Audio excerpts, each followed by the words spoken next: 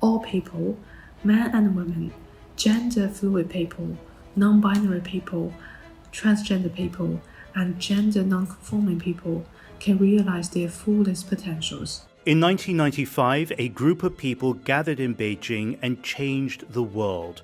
The event was the UN's World Conference on Women, a historic place marker for civil society, liberation movements, the fight against poverty, LGBTIQ, and more.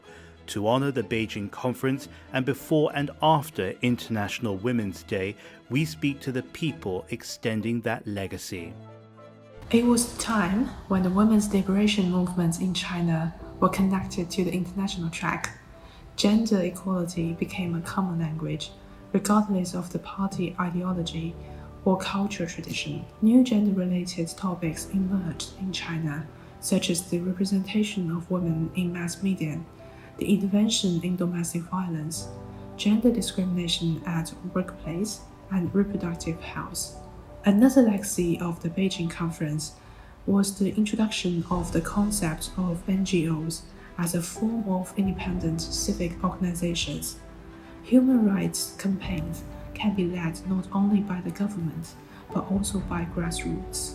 The Beijing Declaration introduced gender mainstreaming, a call for the re-examination of the basic structure of inequality.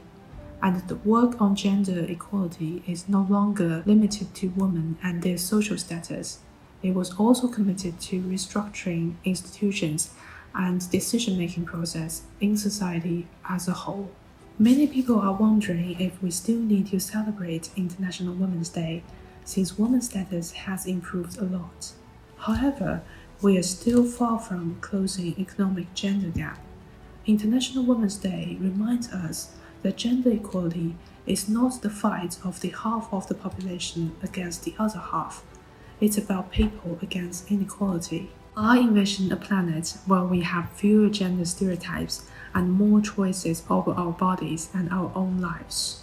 I hope by doing more research, I can have deeper understanding of the society and eventually turn my research into activism. I'm James Chow. The Gender Sessions is a special series and partnership brought to you by the China Current and Global Health 50/50.